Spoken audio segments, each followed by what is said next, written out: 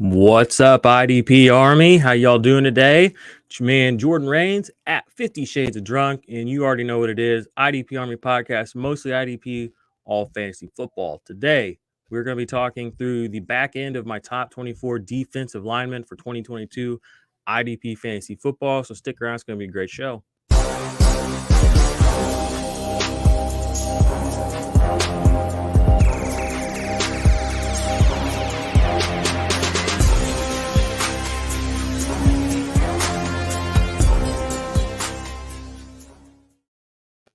All right. As I said, this is the top 24, the back end top 24 defensive line players for 2022. The rankings videos are going up. We have the linebacker ranking videos. Those are all done. The first 12 defensive line players are done. This is the back half of that. Going to record the defensive back show today as well. Probably won't drop that till this upcoming Thursday or Friday. Then I'll get the top 24 on the back of that, hopefully next Monday or Tuesday. So I'll have all my, IDP rankings for the year buttoned up, kind of give you guys an idea of where we're at. Obviously, those will change as the season goes on, yada, yada, yada. But that's that first kind of draft, and we'll be building content around that and off that, doing more sleeper stuff, doing more specific player stuff, maybe look trade shows as well. There was a mailbag show recently on the channel. Check that out, and also on the podcast. So, we appreciate you, the listeners. This show is powered by you, the listener. Go to patreon.com/the IDP Army.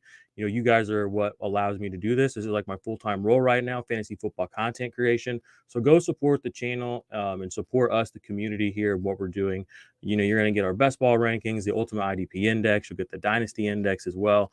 There's a lot of good stuff over there. Myself and the offensive points boys and Bomber, we all curate that, try to keep it up to date, and really help you guys win your fantasy leagues. That's what it's all about. When it comes right down to it, we want to be right. We want to win.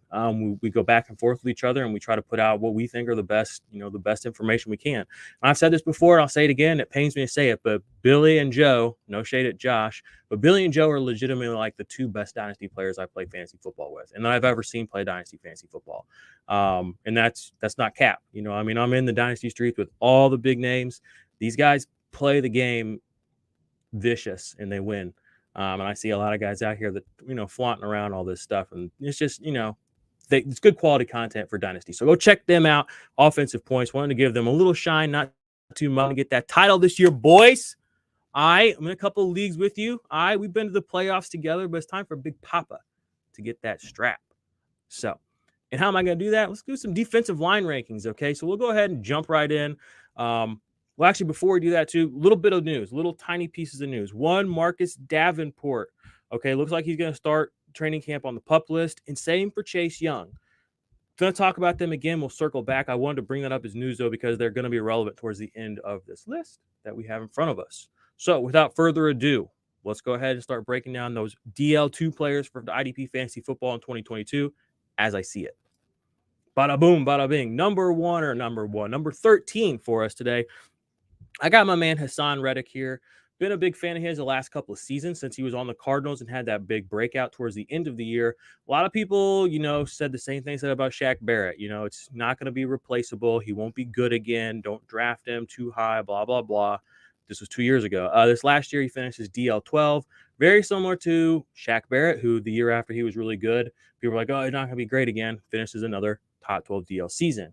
Now he goes to the Eagles, a little bit different, but they've needed pass rush help for a while.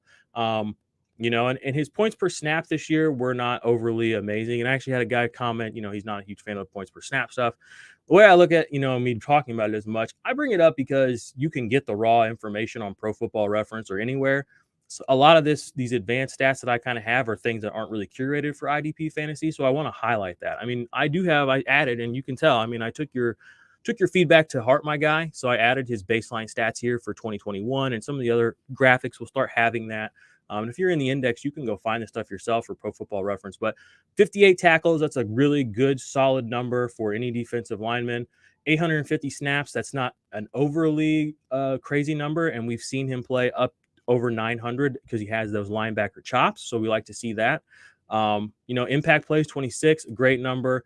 Ends the season, as I said, a top 12 DL player this year. So I have him at 13. He's right at one spot behind where he finished this last year. I'm fairly confident in him again, as he hasn't really given us a reason not to be. So I don't really understand why people want to necessarily fade him, except they just want to reconfirm whatever sort of priors they may have. And actually, that baseline stat there is wrong. He actually had 68 tackles here, I'm seeing.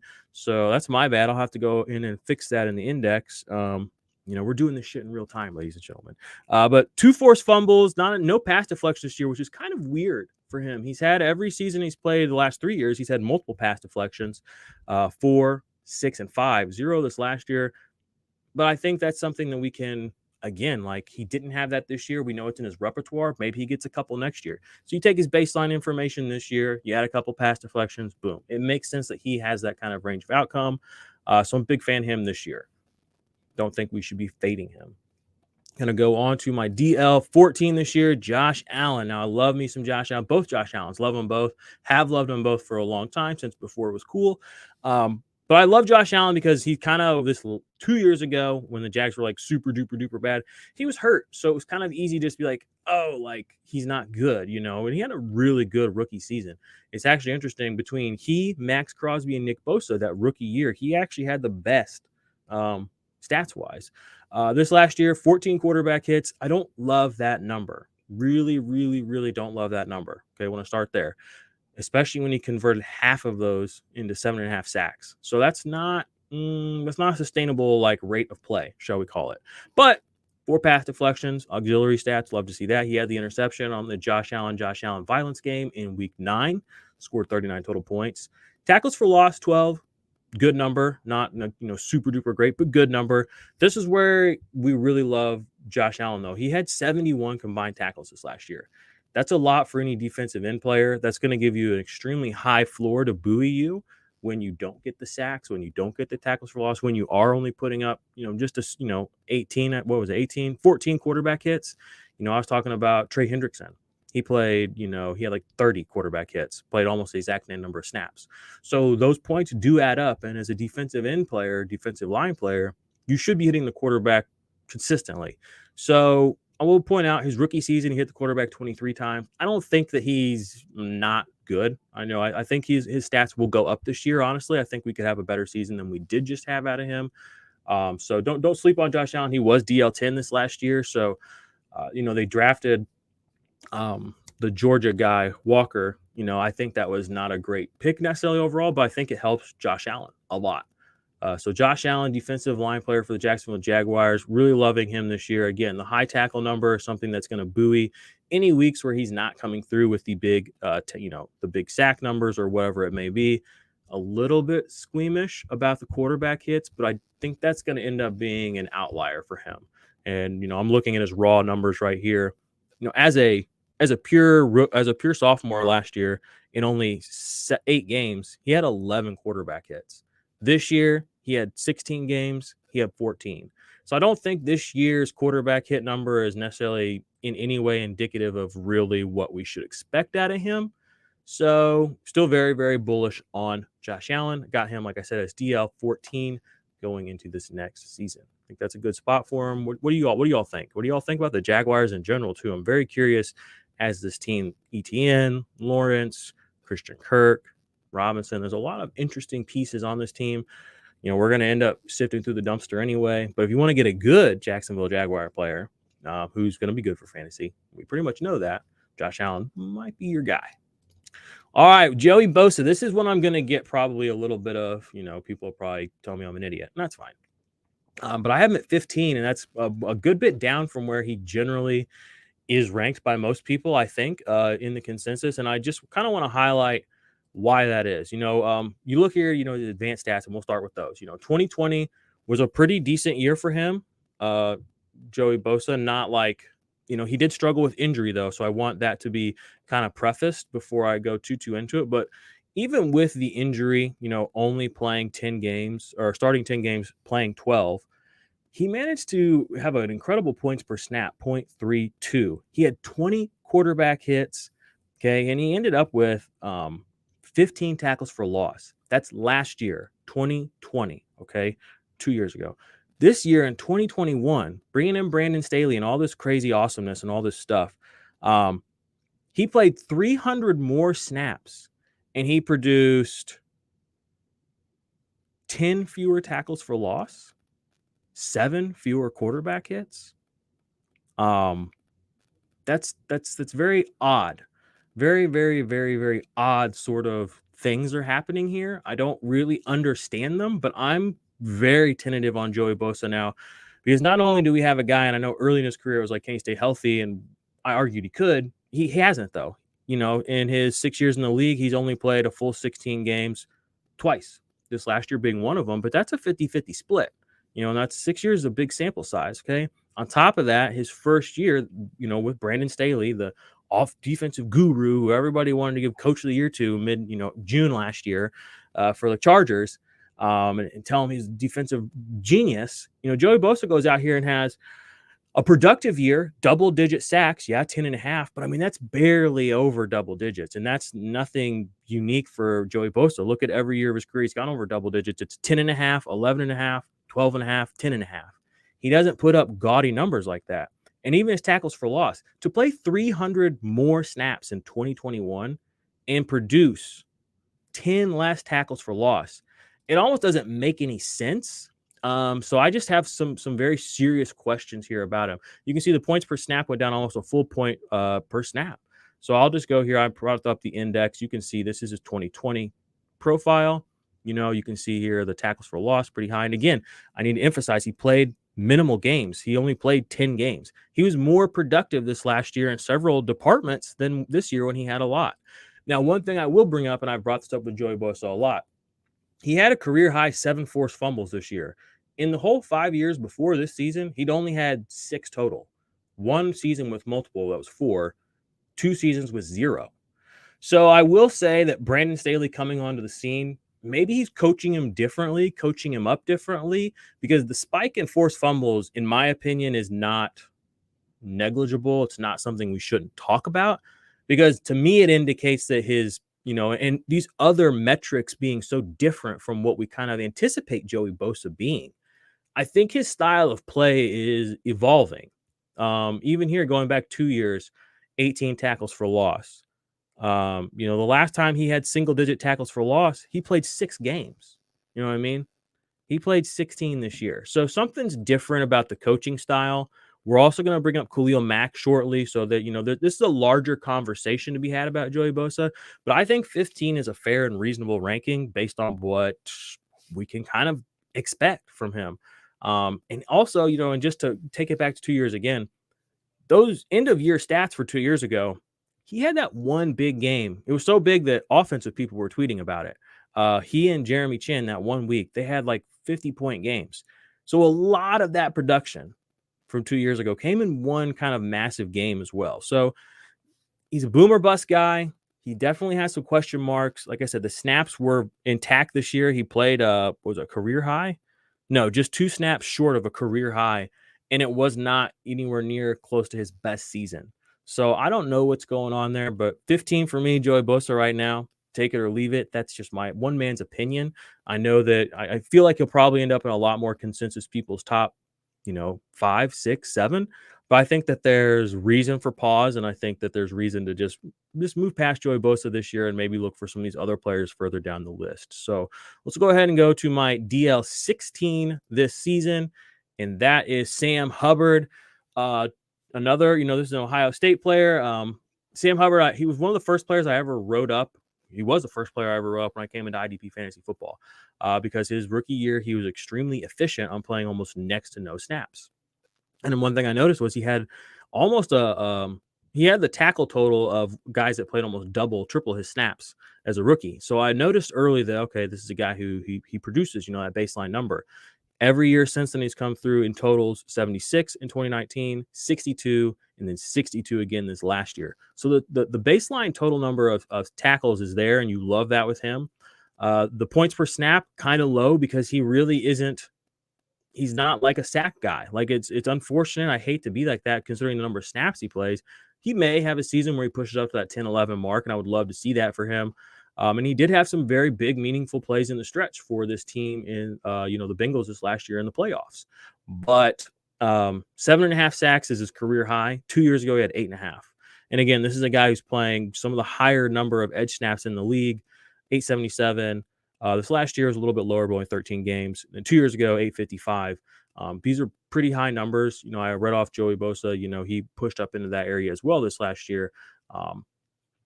And actually, they finished back-to-back in rankings this last year, which is kind of funny.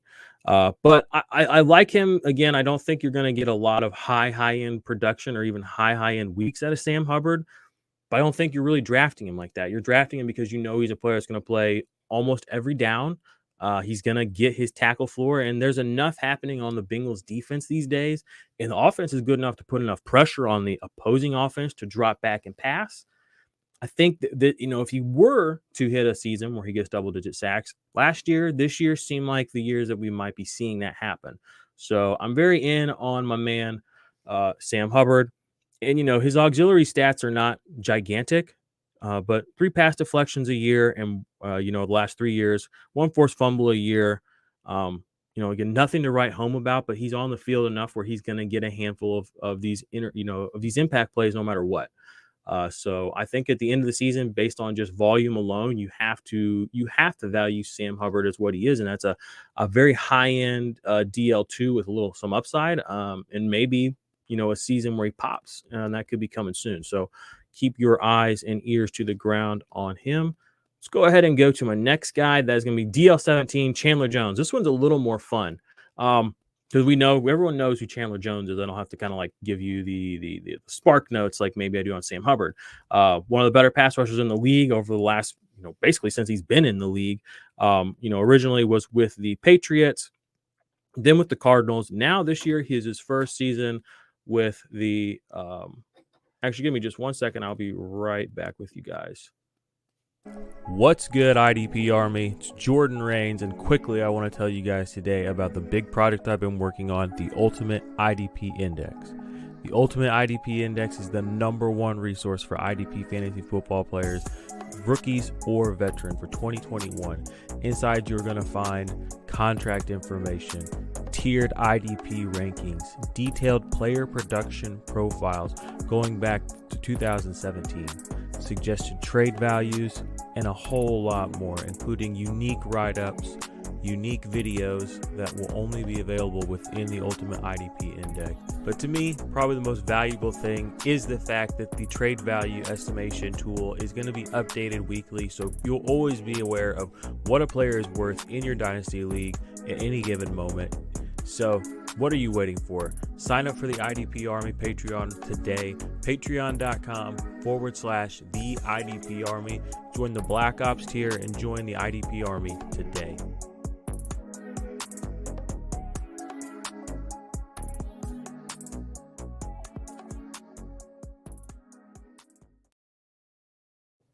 All right, guys, I apologize for that transition.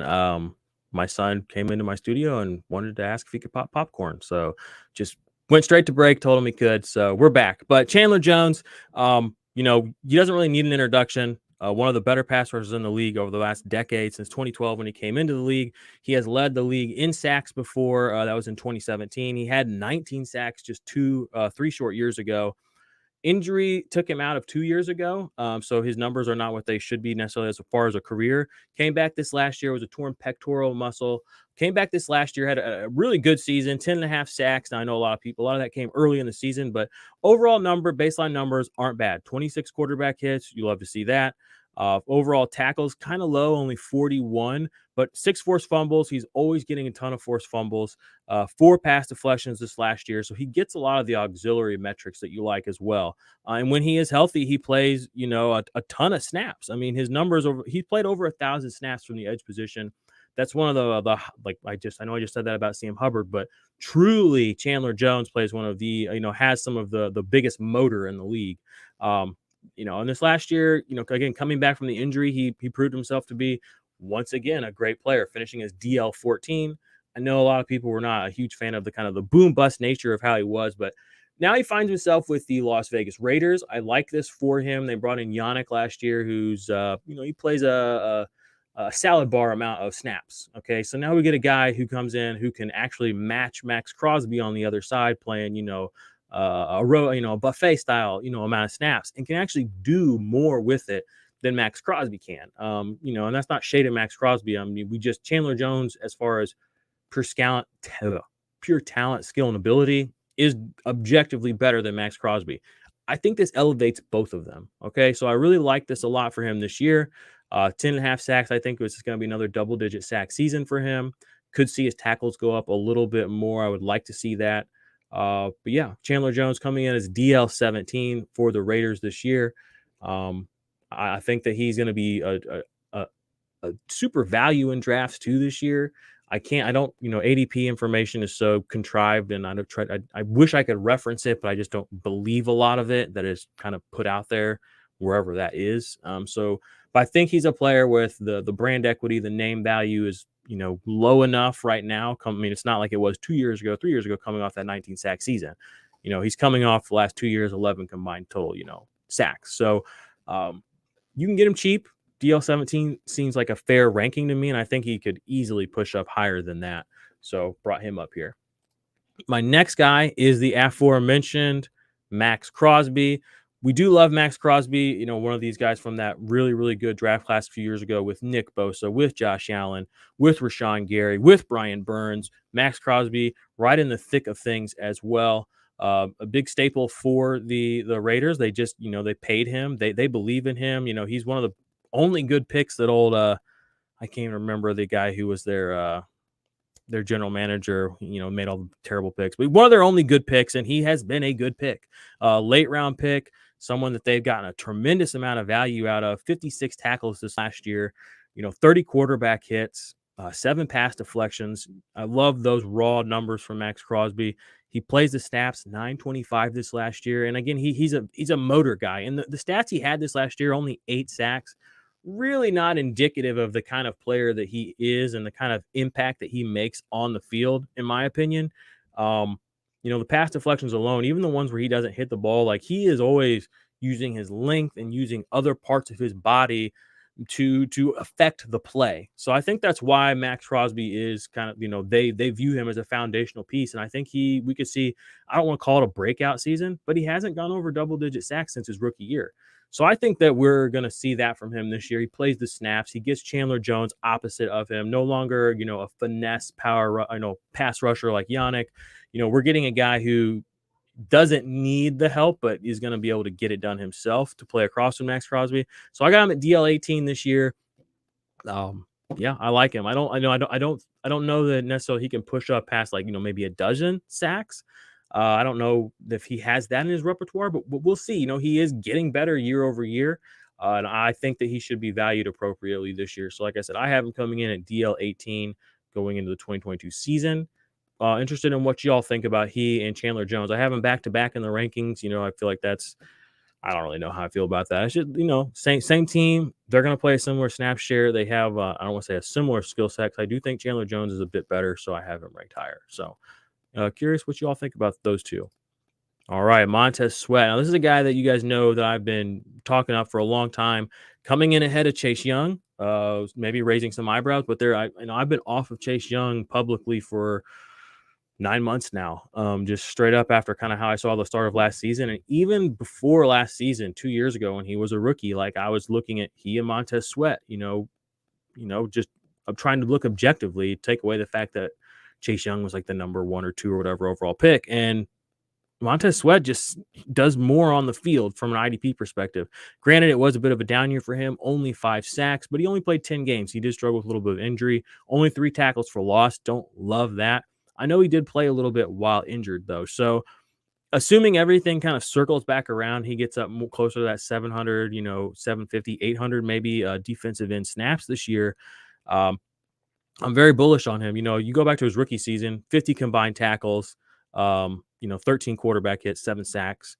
2 years ago, 45 tackles, 9 sacks, 20 quarterback hits. Then last year in the 10-game season, only 5 sacks, but he did manage to come through with 24 tackles. Not a bad number considering the low, game total, and only 13 quarterback hits, though. I will point out as well, one thing I loved about Montez Sweat, and I've brought up many times, is his pass deflection ability.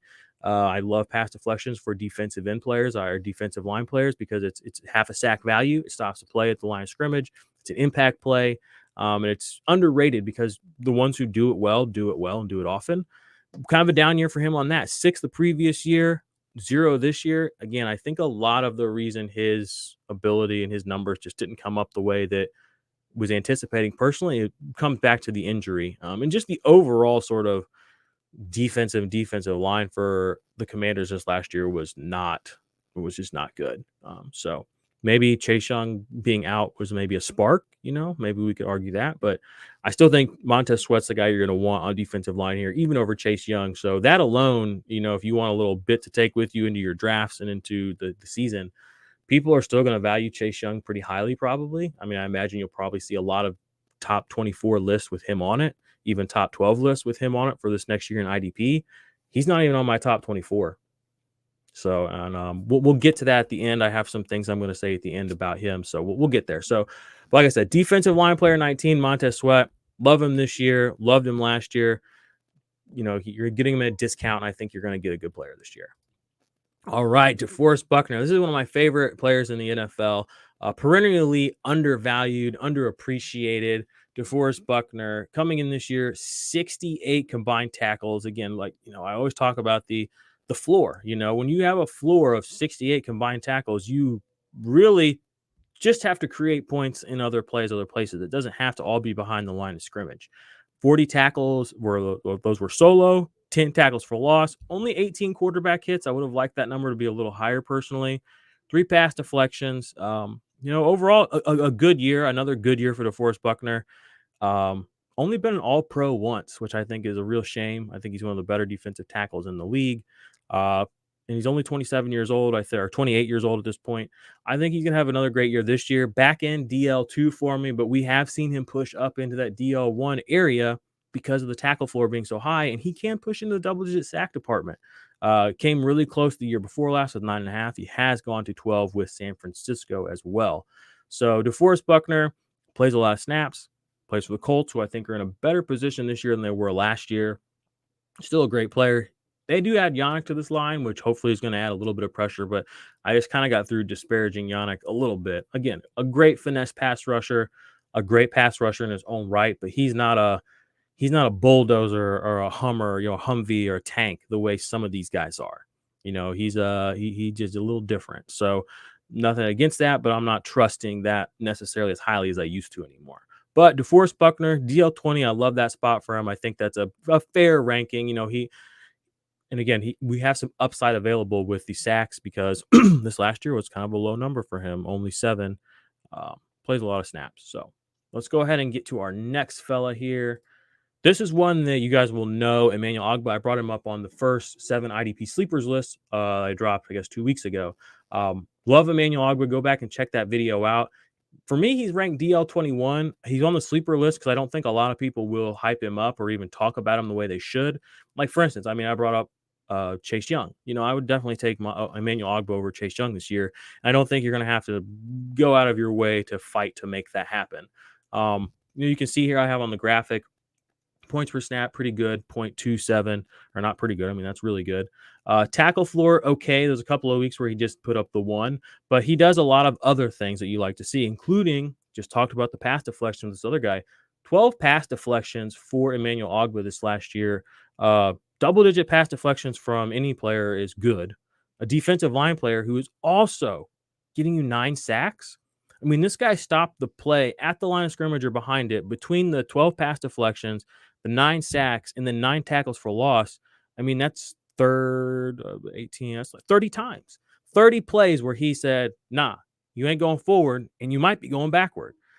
There's a lot of guys in the league that, they make plays, but they don't make defensive plays quite like that with that much of an impact, actually moving the line of scrimmage backwards or stopping it. And he did it on 750 snaps.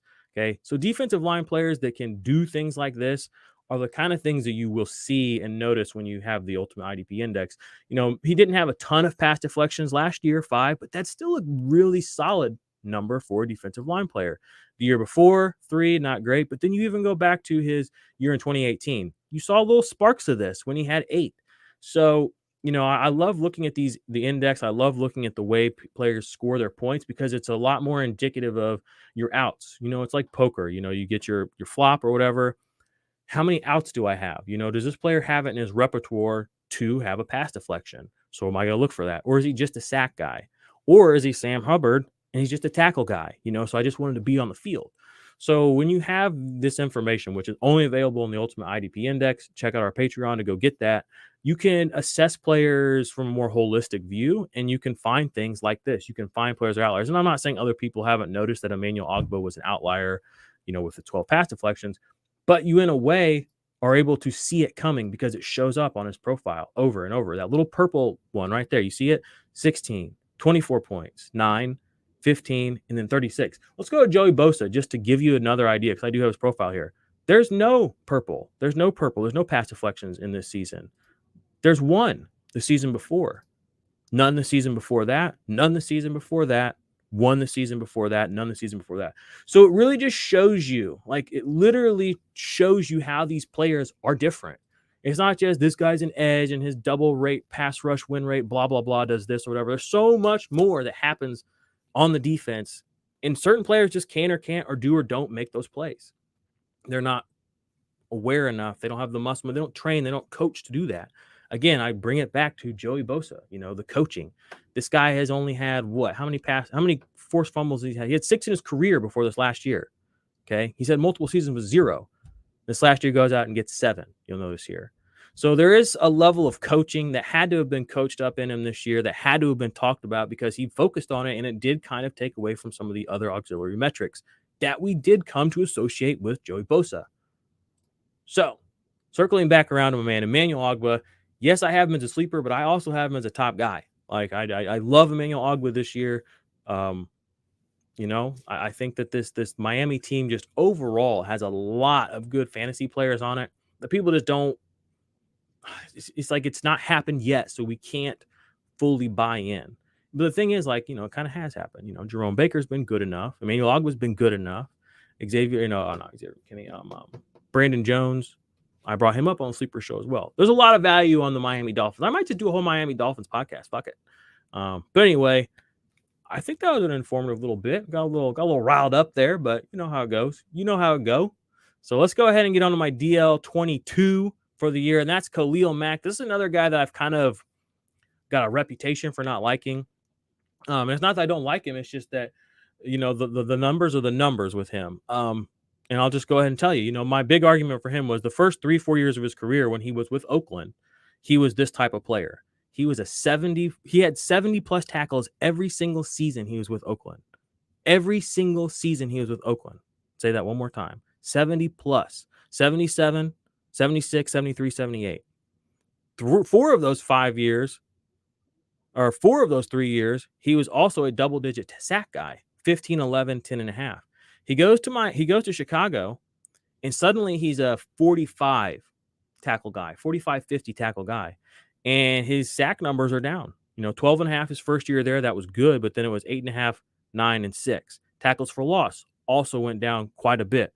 Were the lowest of his career from Oakland. So I've always just wanted to point out to people, when players go to different situations, it's not about the talent. It's not about, a lot of guys end up in these contrived sort of circular conversations about how good a player is. Khalil Mack's fucking great. Okay. He's one of the best pass rushers in the league. Just go ask PFF. They'll tell you his grades are good. But for IDP fantasy, when he moved to a different team, he wasn't the same player anymore in that perspective, in that filter, in that light. So I've spent time kind of pointing that out. And, I've gotten ridden for that, as I have other players and other things that have sometimes proven to be true or not true. But the one thing I will say about Khalil Mack, even though those numbers have all gone down, his auxiliary metrics, which again, I bring this up all the time, these impact plays, they stay pretty steady high for him. Pass deflections each of the last 2 years before this year, 4 and 3, forced fumbles, 5 and 3. That's something he has in his repertoire. All right.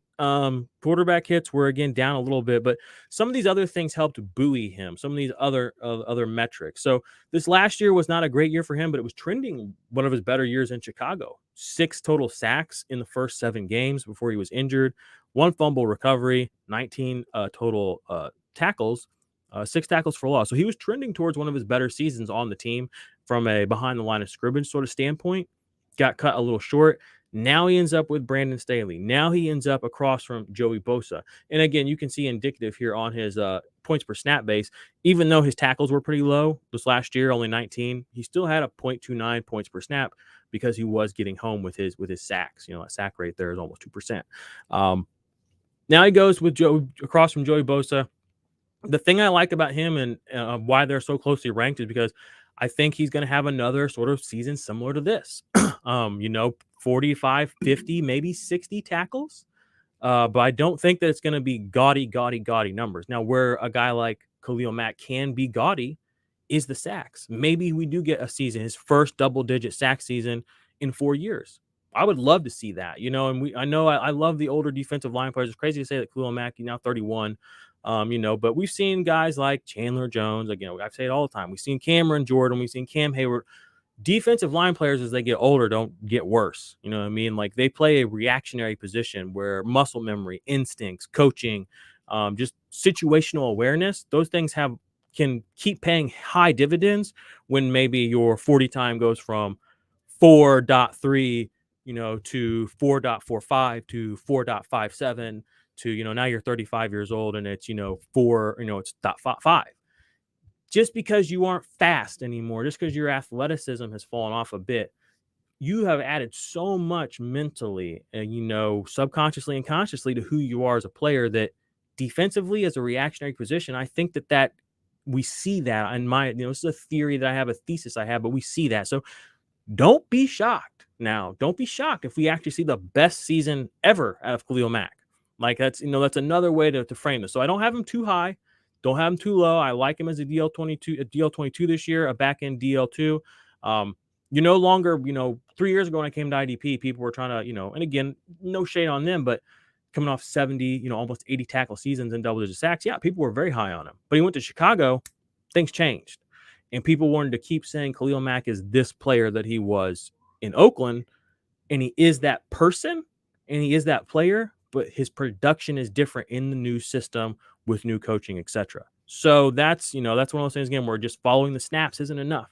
You really have to look at what guys are doing and how they're performing. And that's one of the things, again, I love about the Ultimate IDP Index, because it helps you see those trends or those things kind of happening before they come to fruition all the time.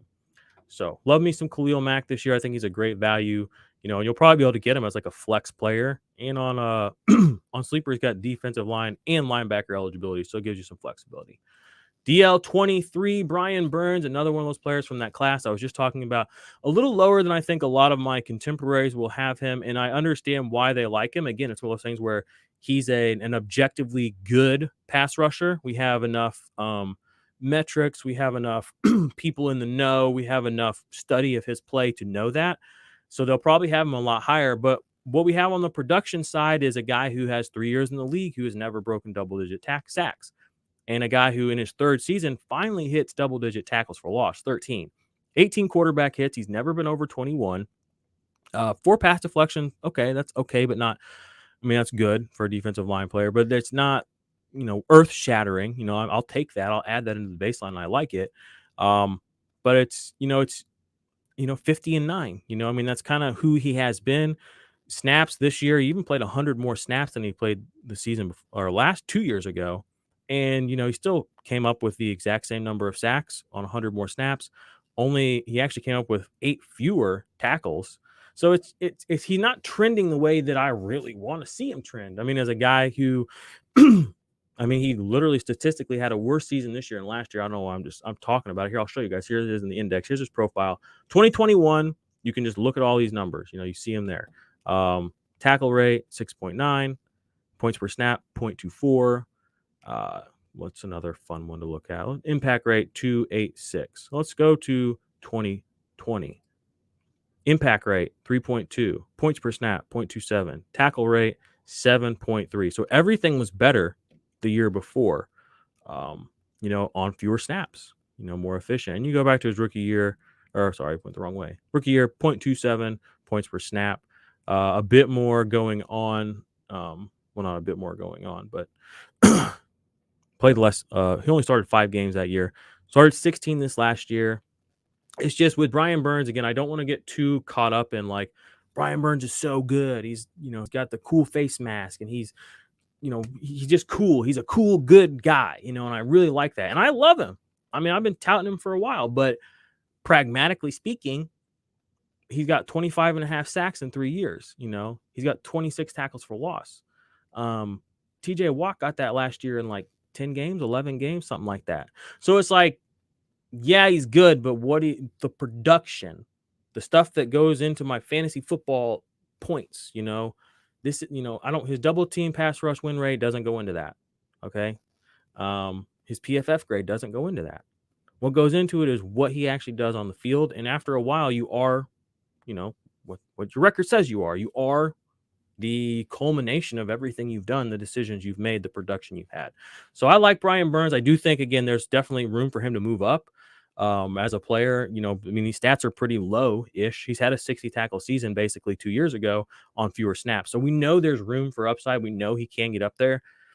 Just need to see it happen. And that means there's room for a breakout here too. There's a lot of room for a breakout. That, the whole Panthers team last year got a little bit more gas because people were just optimistic.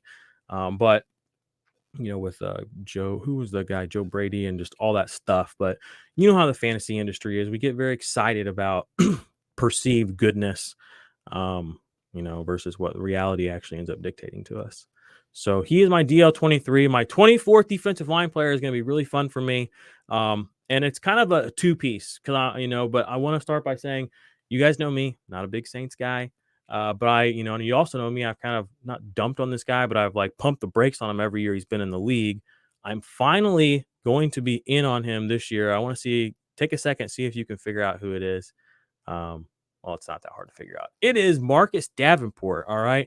Since he's come into the league for the Saints, he's really sort of struggled to stay on the field and maintain health. I mean, literally has struggled to even be a starter at times. But this last year, in 9 games, 9 sacks, 9 tackles for loss, 16 quarterback hits, points per snap, 0.37. That's good. 437 snaps. That's good too. I mean, this is reminiscent sort of numbers of Trey Hendrickson playing opposite of Cameron Jordan.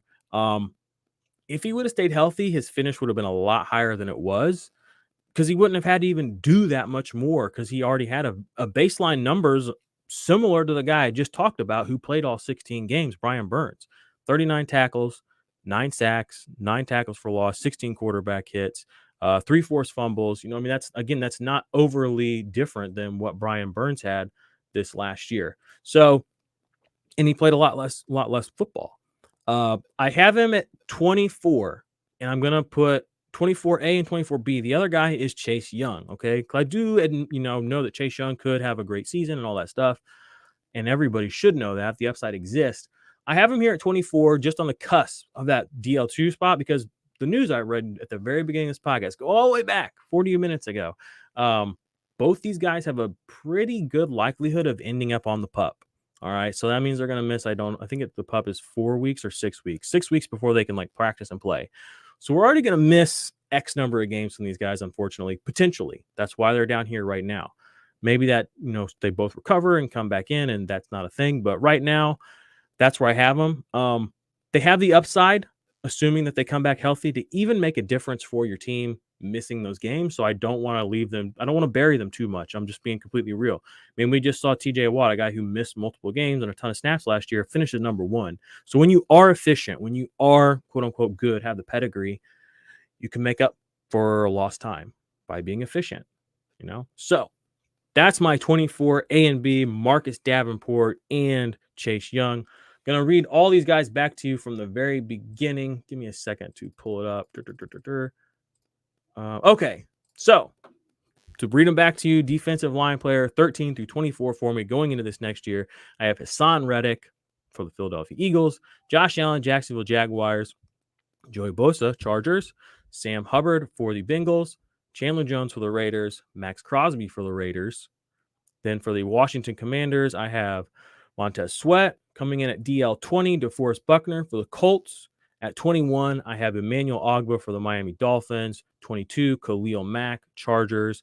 23, Brian Burns for the Panthers. And 24, Marcus Davenport / Chase Young.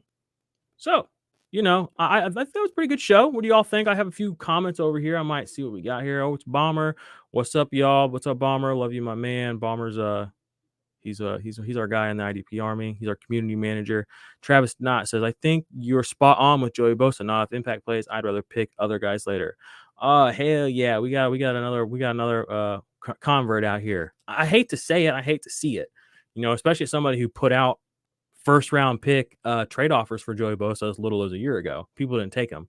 Kind of glad that didn't happen now. Just going to be real with you. So, opinions change, new information comes up. We have to adapt. We have to change in fantasy football. We have to be aware of the sentiments and all that. So thank you, IDP Army, and everyone for listening to the show. Do me a favor, subscribe to the channel, join our membership if you're on Patreon or if you're on YouTube. Join our Patreon. Like I said, this is my full-time gig now. IDP Fantasy Football, trying to bring it to the masses, high-quality content. We have best ball content. We have dynasty content. We have multiple podcasts. We do shows. I mean, we'll do anything you guys want. In season, we have a lot of really cool, like hands-on stuff we're going to do with our, people that support us. So we're going to give you guys the best fantasy football advice and commentary and strategy that we can. And we appreciate you guys. And hopefully you will choose to support us. Check out the Patreon, idparmy.com. We got good things to give you guys. And we appreciate you. So that's it for me. Till next time.